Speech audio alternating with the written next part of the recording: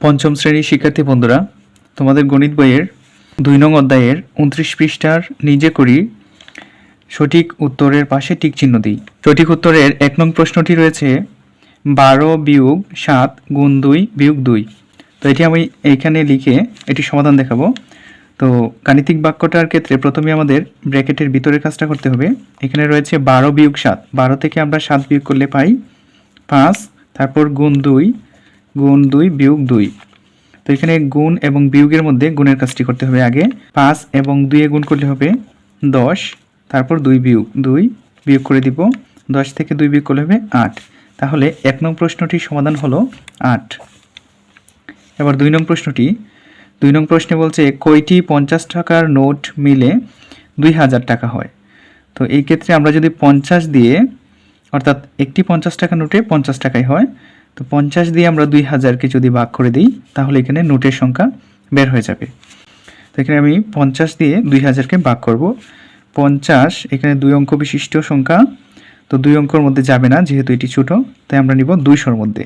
৫০ ২০০-র মধ্যে যাবে ৪ বার, ৪ ৫০-এ হয় ২০০। তারপর এখানে একটি শূন্য নামাবো। ৫০ এবার শূন্যর মধ্যে যাবে ০ বার, তো এখানে হবে ০। তো ভাগফলটি হলো ৪০। এই অঙ্কের সমাধান হবে ৪০টি, যেখানে রয়েছে ৪০, এটি সঠিক উত্তর হবে ৪০। ৩ নং প্রশ্নে বলছে জামিল ৩২ টাকা দিয়ে 4টি কলম কিনল। 15টি কলম কেনার জন্য তার কাছে কত টাকা লাগবে, বা তার কত টাকা লাগবে। তো প্রথমে আমাদের একটি কলমের দাম বের করতে হবে। তো এইখানে আমি লিখেছি 4টি কলমের দাম 32 টাকা দেওয়াই আছে, তাহলে একটি কলমের দাম, যেহেতু 4টির দাম 32 টাকা, একটির দাম কমবে, তাই ভাগ করতে হবে। 4 দিয়ে 32কে ভাগ করলে উত্তর আসবে 8। তো এবার একটি কলমের দাম যেহেতু জানি, এখানে বলছে 15টি কলমের দাম। 15টি কলমের দাম হবে 15 গুণ 8, অর্থাৎ 120 টাকা। 3 নং প্রশ্নের উত্তর হবে 120 টাকা। এবার 4 নং প্রশ্নে বলছে 1 ডজন পেন্সিলের দাম 48 টাকা হলে 8টি পেন্সিলের দাম কত। তো এখানে আমি এটির সমাধান দেখাচ্ছি।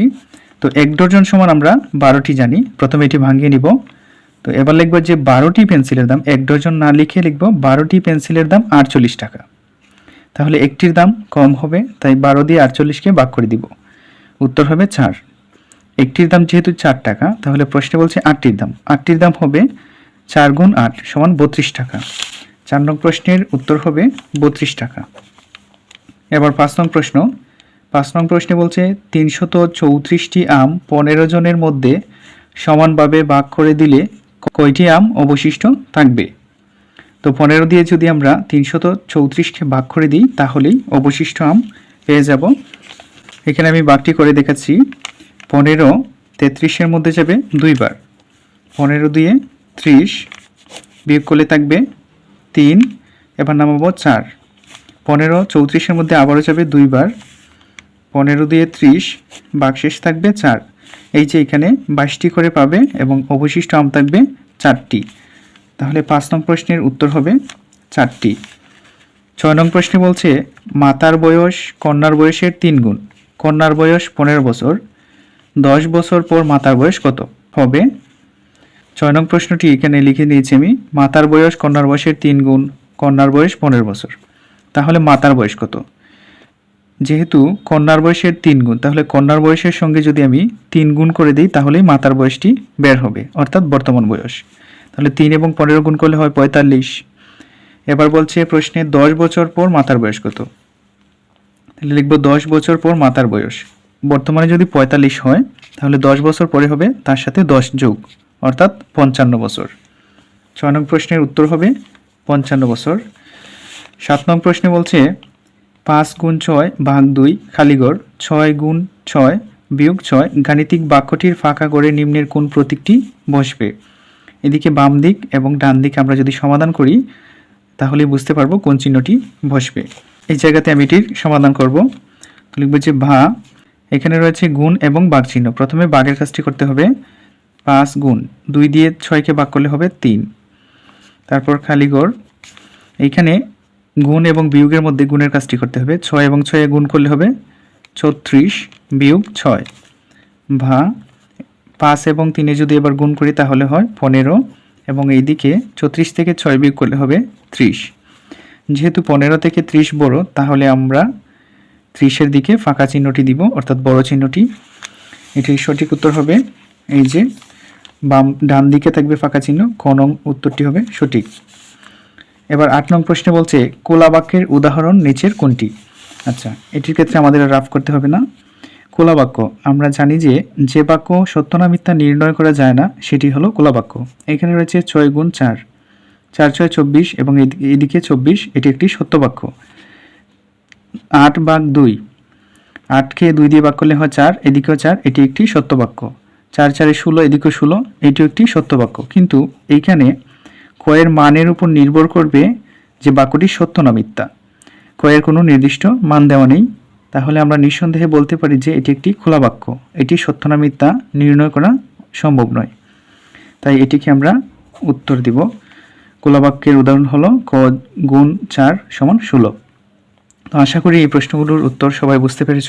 মধ্যে 2 নং প্রশ্নে রয়েছে ক সংখ্যক টেনিস বল এবং 4টি ক্রিকেট ব্যাটের মূল্য একত্রে খ টাকা। একটি টেনিস বলের মূল্য 26 টাকা এবং একটি ক্রিকেট ব্যাটের মূল্য 180 টাকা। প্রথম প্রশ্ন হলো ক এবং খ এর মধ্যে সম্পর্ক গাণিতিক বাক্যে প্রকাশ করি। দ্বিতীয় প্রশ্ন খ এর মান নির্ণয় করি যখন ক সমান 8। তৃতীয় প্রশ্ন ক এর মান নির্ণয় করি যখন খ সমান 1032। তো প্রথমটির আমরা সমাধান দেখি। প্রথমটিতে বলছে ক এবং খ এর মধ্যে সম্পর্ক। প্রশ্নে বলেছে ক সংখ্যক টেনিস বল, তাহলে একটি টেনিস বলের মূল্য কত? 26 টাকা। তাহলে ক সংখ্যক টেনিস বলের মূল্যটা আগে বের করব। লিখব একটি টেনিস বলের মূল্য, টেনিস বলের মূল্য 26 টাকা। আচ্ছা, একটির দাম যদি আমরা জানি তাহলে যে কোনো সংখ্যক জিনিসের দাম আমরা বের করতে পারি। তাই লিখব এখানে ক সংখ্যক টেনিস বল যেহেতু লিখব, সুতরাং ক সংখ্যক বা কটি টেনিস বলের মূল্য কি হবে? 26-এর সঙ্গে ক গুণ, 26 গুণ ক। একটির দামের সাথে আমরা যতটা ইচ্ছা কিনবো এবং ততটাই গুণ দিব, এত টাকা। তো এটি আসবে 26 ক। আচ্ছা, তারপর ক সংখ্যক টেনিস বল এবং 4টি ক্রিকেট ব্যাটের মূল্য। 4টি ক্রিকেট ব্যাট কেনা হয়েছে এবং একটি ক্রিকেট ব্যাটের মূল্য আছে 180 টাকা। তাহলে 4টির দাম কত আসে লিখব। একটি ক্রিকেট ব্যাটের মূল্য 180 টাকা। 180 টাকা। আচ্ছা, এখানে টাকা দিয়ে দিলে ভালো হয়, এত টাকা 26 ক টাকা, অথবা এটিও রাখা যায় 26 গুণ ক। একটি ক্রিকেট ব্যাটের মূল্য 180 টাকা, তাহলে ক্রিকেট ব্যাট কেনা হয়েছে কয়টি? 4টি। লিখব সুতরাং 4টি ক্রিকেট ব্যাটের মূল্য সমান 180 গুণ 4, এত টাকা। 4 দিয়ে আমরা 180-কে গুণ করে দিব, 4 0 0, 4 8 32, 32-এর হবে 2, হাতে আছে আমাদের 3, 4 1 4 আর 3 হবে 7, 720 টাকা। এবার বলছে প্রশ্নে বলেছে ক এবং খ এর মধ্যে সম্পর্ক। আচ্ছা, কটা কি? এখানে বলছে ক সংখ্যক টেনিস বল এবং 4টি ক্রিকেট ব্যাটের মূল্য একত্রে ক টাকা। তাহলে এই যে 26 ক টাকা বের হয়েছে আমাদের বলের মূল্য এবং 720 টাকা বের হচ্ছে আমাদের ব্যাটের মূল্য, দুইটি যোগ করলে আবার আমাদের ক টাকা হয়।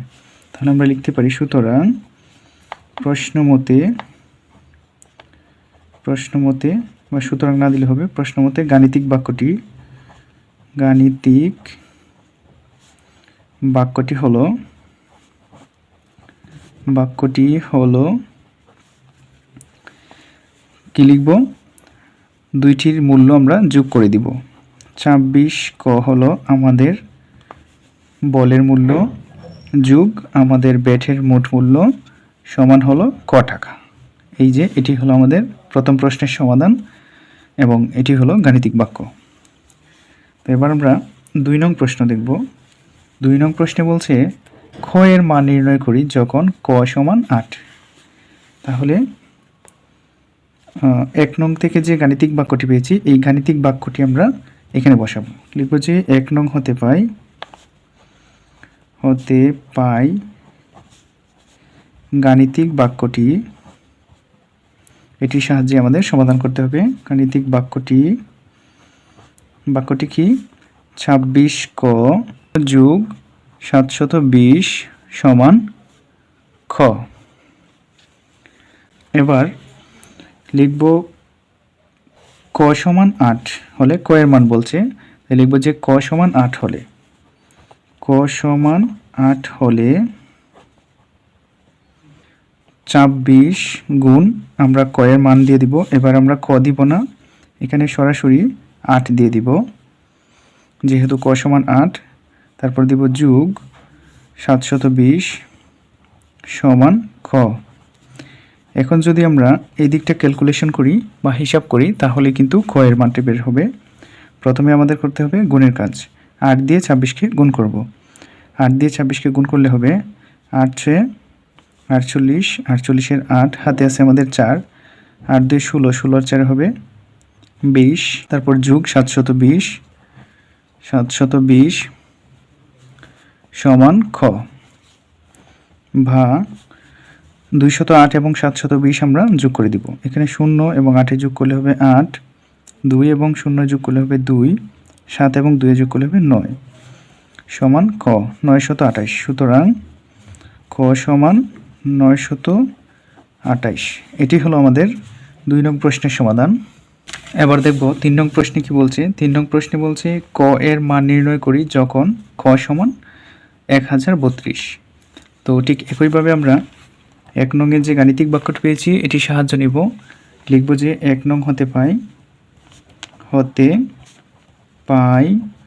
গাণিতিক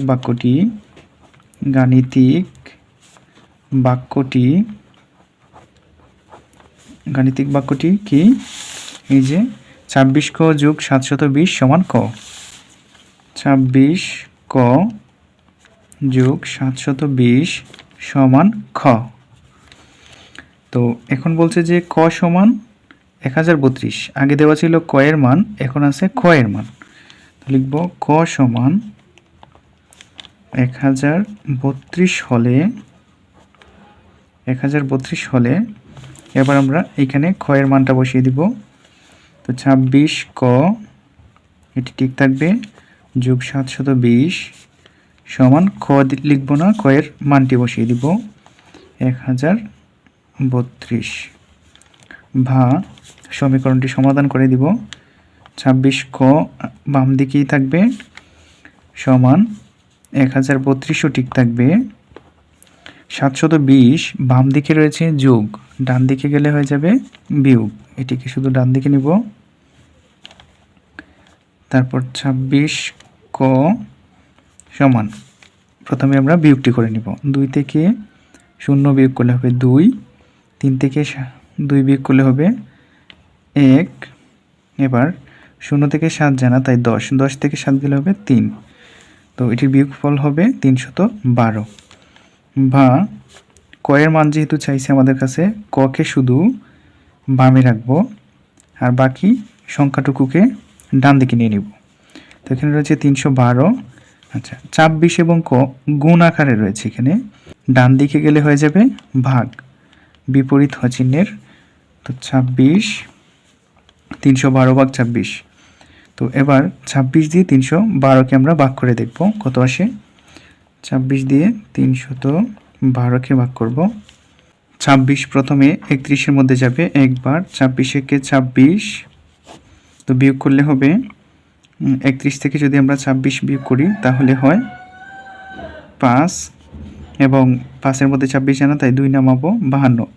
26 52-এর মধ্যে যাবে 2 বার, 26 দিয়ে হয় 52, ভাগশেষ 0 বা 0, তাহলে ভাগফল হলো 12। তো এখানে ক সমান হবে, সুতরাং ক সমান 12। তো আমরা সর্বশেষ লিখতে পারি, সুতরাং ক সমান 1032 হলে ক সমান 12 হয়। এত হয়। তো এটি হলো এই অঙ্কের উত্তর, 3 নং অঙ্কের। তো আশা করি এখানে 1, 2, 3 অঙ্কই সবাই বুঝতে পেরেছেন। প্রশ্ন নং 3 রয়েছে হিসাব করি। তো এখানে রয়েছে 3টি অঙ্ক, এই 3টি অঙ্কের সমাধান দেখাবো। তো এই সরল অঙ্ক করার নিয়মটি হলো বদমাশ, অর্থাৎ ব্র্যাকেট অফ মানে ব্র্যাকেট এর ডিভিশন অর্থাৎ ভাগ করা, এম মাল্টিপ্লিকেশন গুণ করা, এডিশন এ দিয়ে এডিশন যোগ করা, সাবট্রাকশন বিয়োগ করা। তো এই নিয়মটি অনুসরণ করে আমরা এই 3টি অঙ্কের সমাধান দেখব। এখানে প্রথমে আমাদের বন্ধনীর কাজ করতে হবে আগে, অর্থাৎ প্রথম বন্ধনীর কাজ আগে, তারপর দ্বিতীয় বন্ধনী, তারপর তৃতীয় বন্ধনী। তো শুরু করি। তো বাকিগুলো ঠিক রাখবো এবং প্রথম বন্ধনীর কাজটি আগে করব। 7 গুণ তৃতীয় বন্ধনী 6 যোগ দ্বিতীয় বন্ধনী 24 বিয়োগ। আচ্ছা, প্রথম বন্ধনীর মধ্যেও এখানে যোগ এবং বিয়োগ রয়েছে। তো বিয়োগের কাজের আগে যোগের কাজটি করতে হয়, এখানে আমরা দেখেছি। তো তাই আমরা 9 এবং 2 আগে যোগ করে নিব। আগে যোগ করলে হবে 11 বিয়োগ 1, এইভাবে দিয়ে দিব। তারপর দ্বিতীয় বন্ধনী, তৃতীয় বন্ধনী, আবার বাকিগুলো ঠিক রাখবো। শুধু প্রথম বন্ধনীর কাজটি করব আগে। 6 যোগ 24 বিয়োগ 11 থেকে যদি আমরা 1 বিয়োগ করি তাহলে হয় 10। এই যে প্রথম বন্ধনী উঠে গিয়েছে, আর নেই।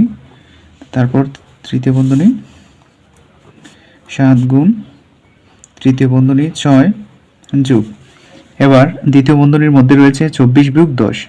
24 থেকে আমাদের 10 বিয়োগ করতে হবে। 24 থেকে 10 বিয়োগ করলে হবে 14, এখানে হবে 14।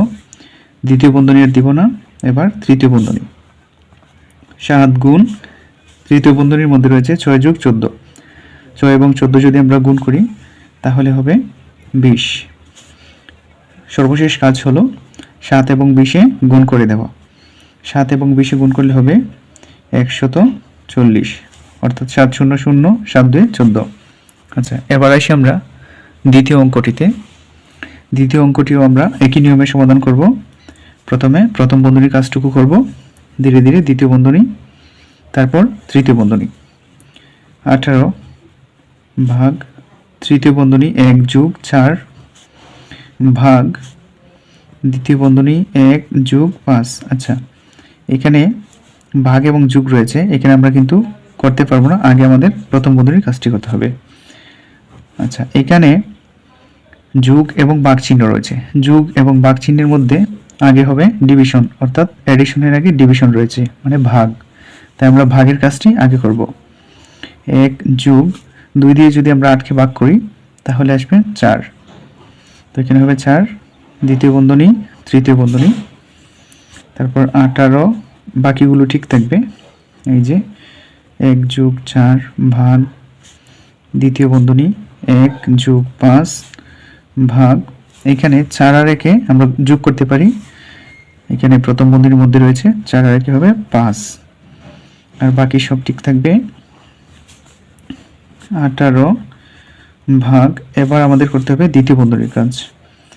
1 যোগ তৃতীয় বন্ধনী 1 যোগ 4 ভাগ। আচ্ছা, দ্বিতীয় বন্ধনীর মধ্যে রয়েছে যোগ এবং ভাগ চিহ্ন। তো ভাগ এবং যোগ চিহ্নের মধ্যে আমরা কোনটির কাজ আগে করব? অবশ্যই ভাগের কাজ আগে করব। 5 দিয়ে 5-কে ভাগ করলে হবে 1 এবং এখানের 1 ঠিক থাকবে। 5 দিয়ে 5-কে ভাগ করলে হবে 1। দ্বিতীয় বন্ধনীর কাজ শেষ হয়নি, তাই এটি দিয়ে দিব। এবার 18 ভাগ তৃতীয় বন্ধনী 1 যোগ 4 ভাগ দ্বিতীয় বন্ধনীর মধ্যে রয়েছে 1 যোগ 1, 1 আর 1-এ যোগ করলে হবে 2। এবার দ্বিতীয় বন্ধনীর কাজটি শেষ, এটি আর দিব না। তৃতীয় বন্ধনী 18 ভাগ 1 যোগ 4 এবং এখানে রয়েছে 4 ভাগ 2। তো ভাগ এবং যোগের মধ্যে আগে করতে হবে ভাগের কাজটি, তাহলে 1 যোগ ঠিক থাকবে। 2 দিয়ে 4-কে ভাগ করলে হবে 2। তৃতীয় বন্ধনী 18 ভাগ, এবার তৃতীয় বন্ধনীর কাজটি করব। তৃতীয় 1 যোগ 2, 2 আর 1-এ যদি আমরা যোগ করি আসবে 3। তো এখন আমাদের সর্বশেষ ভাগটি করে দিব। 3 দিয়ে 18কে যদি ভাগ করি তাহলে 3 18-র মধ্যে যায় 6 বার। তো এই অঙ্কটির উত্তর হলো 6।